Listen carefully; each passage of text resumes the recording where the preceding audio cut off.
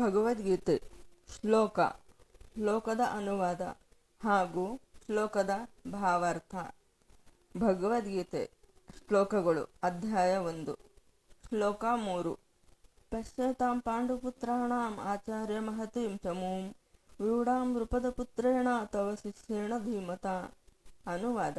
ಆಚಾರ್ಯರೇ, ನಿಮ್ಮ ಚತುರ ಶಿಷ್ಯನಾದ ದೃಪದನ ಮಗನು ಕೌಶಲದಿಂದ ವ್ಯೂಹರೂಪವಾಗಿ ರಚಿಸಿರುವ ಈ ಪಾಂಡುಪುತ್ರರ ಸೈನ್ಯವನ್ನು ನೋಡಿ. ಭಾವಾರ್ಥ. ವ್ಯವಹಾರ ಚತುರನಾದ ದುರ್ಯೋಧನನು ಶ್ರೇಷ್ಠ ಬ್ರಾಹ್ಮಣ ಸೈನ್ಯಾಧಿಪತಿಯಾದ ದ್ರೋಣಾಚಾರ್ಯರ ಬಳಿ ದುರಹಂಕಾರದಿಂದ ನಡೆದುಕೊಳ್ಳುತ್ತಾನೆ. ದುರ್ಯೋಧನ ಭೀಷ್ಮರ ಬಳಿ ಹೋಗದೆ ದ್ರೋಣಾಚಾರ್ಯರ ಬಳಿ ಹೋಗಿ ಭೀಷ್ಮಾಚಾರ್ಯರಿಗೆ ಕೇಳುವಂತೆ ಆಚಾರ್ಯ ದ್ರೋಣರಲ್ಲಿ ನಂಜಿನ ಮಾತನ್ನಾಡುತ್ತಾನೆ. ಪಾಂಡವರ ಸೇನಾಧಿಪತ್ಯವನ್ನು ದೃಪದ ಪುತ್ರನಾದ ದೃಷ್ಟದ್ಯುಮ್ನ ವಹಿಸಿರುತ್ತಾನೆ. ದೃಪದ ಮತ್ತು ದ್ರೋಣರು ಬಾಲ್ಯ ಸ್ನೇಹಿತರು. ಕೆಲವು ಸಮಯದ ನಂತರ ದೃಪದ ಸಿಂಹಾಸನವನ್ನು ಏರುತ್ತಾನೆ. ಆ ಸಮಯದಲ್ಲಿ ಬಡ ಬ್ರಾಹ್ಮಣನಾದ ದ್ರೋಣ ತನ್ನ ಮಗನಿಗೆ ಹಾಲು ಕುಡಿಸಲು ಒಂದು ಹಸುವನ್ನು ಕೊಡು ಎಂದು ದೃಪದನನ್ನು ಬಾಲ್ಯದ ಸಲುಗೆಯಿಂದ ಕೇಳಿಕೊಂಡು ಬರುತ್ತಾನೆ. ಆದರೆ ದೃಪದ, ನಿನಗೆ ನನ್ನನ್ನು ಸ್ನೇಹಿತ ಎಂದು ಕರೆಯುವ ಯೋಗ್ಯತೆ ಇಲ್ಲ. ನಾನು ರಾಜ, ಆದರೆ ನೀನು ಒಬ್ಬ ಬಡ ಬ್ರಾಹ್ಮಣ. ನನಗೂ ನಿನಗೂ ಎಂತಹ ಸ್ನೇಹ ಎಂದು ಹೇಳಿ ಅವಮಾನಗೊಳಿಸುತ್ತಾನೆ.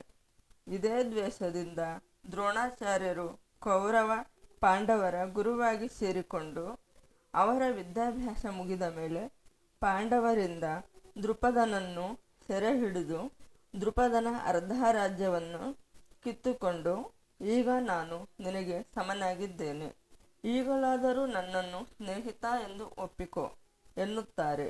ಇದೇ ಸೇಡಿನಿಂದ ದೃಪದ ಒಂದು ಮಹಾಯಾಗವನ್ನು ಮಾಡಿ ದ್ರೋಣನನ್ನು ಕೊಲ್ಲಬಲ್ಲ ಮಗನನ್ನು ವರವಾಗಿ ಪಡೆದು ಆತನನ್ನು ದ್ರೋಣಾಚಾರ್ಯರಲ್ಲೇ ವಿದ್ಯಾಭ್ಯಾಸ ಮಾಡಿಸಿ ತನ್ನ ಸೇಡನ್ನು ತೀರಿಸಿಕೊಳ್ಳಲು ಕಾಯುತ್ತಿರುತ್ತಾನೆ. ದೃಪದನ ಮಗನೇ ದೃಷ್ಟದ್ಯುಮ್ನ, ಪಾಂಡವರ ಸೇನಾಧಿಪತಿ. ಎಲ್ಲ ತಿಳಿದಿದ್ದರೂ ದ್ರೋಣಾಚಾರ್ಯರು ದೃಪದನ ಮಗ ದೃಷ್ಟದ್ಯುಮ್ನನಿಗೆ ಯುದ್ಧ ವಿದ್ಯೆಯನ್ನು ಕಲಿಸಲು ಅವರಿಗೆ ಒಪ್ಪಿಸಿದಾಗ ಉದಾರ ಮನಸ್ಸಿನ ಬ್ರಾಹ್ಮಣರಾಗಿ ಅವರು ತಮಗೆ ತಿಳಿದ ಎಲ್ಲ ಅಸ್ತ್ರ ರಹಸ್ಯಗಳನ್ನು ಹಿಂದೇಟು ಹೊಡೆಯದೆ ದೃಪದನ ಮಗನಾದ ದೃಷ್ಟದ್ಯುಮ್ನನಿಗೆ ಹೇಳಿಕೊಡುತ್ತಾರೆ. ಕುರುಕ್ಷೇತ್ರ ರಣಭೂಮಿಯಲ್ಲಿ ಈಗ ದೃಷ್ಟದ್ಯುಮ್ನನು ಪಾಂಡವರ ಪಕ್ಷವನ್ನು ಸೇರಿದ್ದ.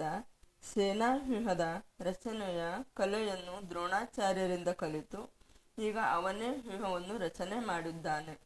ದುರ್ಯೋಧನ ದ್ರೋಣನನ್ನು ಕುರಿತು, ನಿಮ್ಮ ಶಿಷ್ಯ ದೃಪದ ಪುತ್ರ ಅತಿ ಹತ್ತಿರದಲ್ಲಿ ಶಿಸ್ತುಬದ್ಧವಾಗಿ ನಿರ್ಮಿಸಿರುವ ಸೇನಾವ್ಯೂಹವನ್ನು ನೋಡಿರಿ ಎಂದು ಕುಹಕದಿಂದ ನುಡಿಯುತ್ತಾನೆ.